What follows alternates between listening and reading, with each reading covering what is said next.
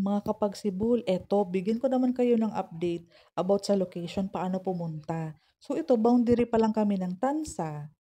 Ibig sabihin 'pag nakita mo 'tong Welcome to Naik, saka yang arko, yan po yung boundary ng Tansa at Naik. Pagkatawid mo ng pulang arko, Naik na po yan.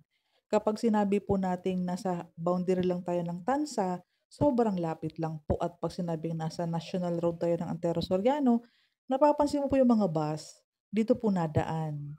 Ayan po. Ito po yung Coastal Mall, kanila po yung parteng kaliwa na yan. Yan po yung sinasabing Coastal dati. Ayan po, may mga bus po yan.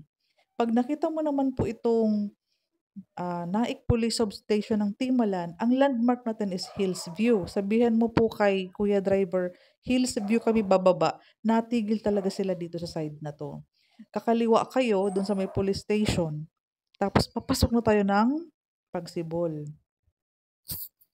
Papasok po meron tayong toda ng tricycle dito, sabihin mo lang kung Pagsibol Village ka, kung Pasinaya, West, may mga toda tayo diyan ng tricycle. May tricycle tayo bawat subdivision. So tayo Pagsibol Village, sabihin mo lang kung nasaang Pagsibol Village ka kasi madami na po ditong subdivision sa lugar natin.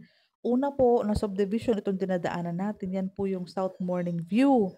Sa unahan naman po, yan po yung Latria yan. Yan, Latria Homes po yan. Ito pong binabagtas natin, ito po yung kahabaan ng coastal. Yung may-ari po nito yung coastal. Very promising ang location natin kasi pag ito po ay naayos ang papeles ng napakalaking lupa na ito, maganda po ang magiging progress ng lugar na 'to. For the meantime, yan pong mga gilid na yan, may mga nag-o-occupy diyan ng mga vendor, mga fresh fruits, mga gulay. Ang location kasi natin is napapaligiran tayo ng mga subdivisions.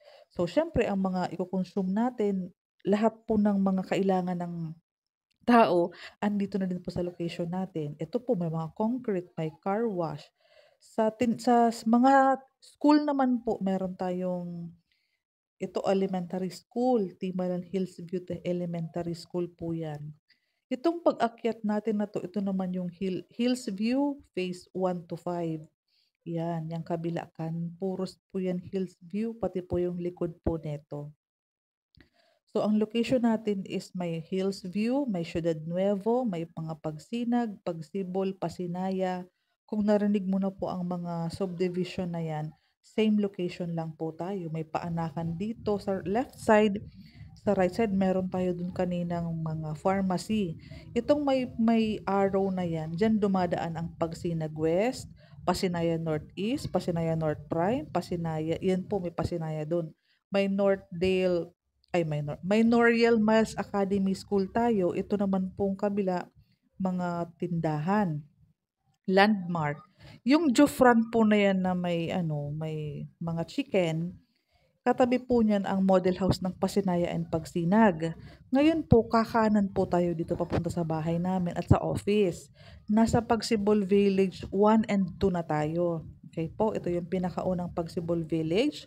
Phase 1 and Phase 2 po kami nakatira.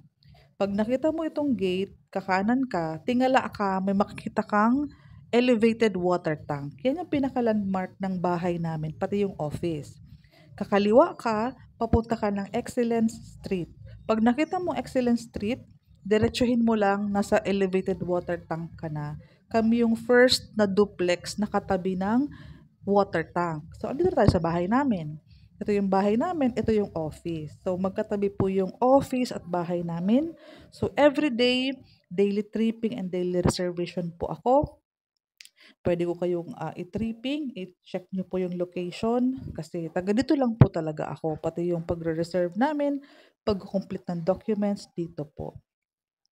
Kung hindi mo pa napanood ang mga vlog ko about Pagsibol Village, ito po ay malapit ng mag-open. Kaya open na kami for screening ng mga payslip, qualifications, para pag ready na tayo ng full blast selling, naka-ready na po kayo. Habang hindi pa tayo massive selling, pwede po kayong mag-research about Pagsibol Village. Manood at manood po kayo ng mga vlog ko. Available po yan sa ating YouTube channel. Ito po ang tawag po diyan ay duplex type, hiwa-hiwalay po 'yan. Sa isang building, isa lang po ang nakadikit sa'yo. Tapos po may car park ka, tapos katabi mo ang car park ng isang kapitbahay bago yung pinakabahay niya. So check natin ang loob. Si Pagsibol Village po ay nag-o-offer ng no down payment, no reservation, no equity, pero pansinin mo po ang quality ng bahay, covered na po ang kusina, may sink. Kami na po ang bahala sa water and Meralco installation, pati pag-process ng pag-ibig. Malaki po ang living area, maaliwalas, madaming bintana sa gilid. Ang CR natin po malaki po 'yan, may bintana din kasama lahat ng fixtures, pati yung mga shower head, lahat kasama 'yan. Tayo po ang nagbibigay ng malaking bahay na 54 square meters kasama po ang provision for 2 car park sa gilid ng bahay. Mapapansin mo kaya may bintana yung isang side ng bahay mo, ganyan po siya.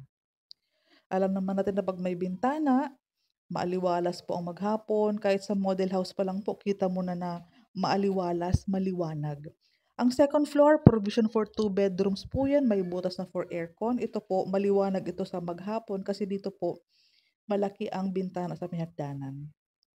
Ceiling natin may heat insulator na, i-update ko kayo kung ano ang deliverable ngayon, baka meron ng ceiling or meron ng kisame. Check natin, antayin natin ang update.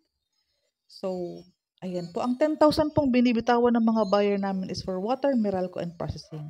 Kung tatanong mo po yung ongoing land development, diyan po itatayo ang panibagong Pagsibol na ino-offer natin ngayong taon. So, maganda po ang location nito.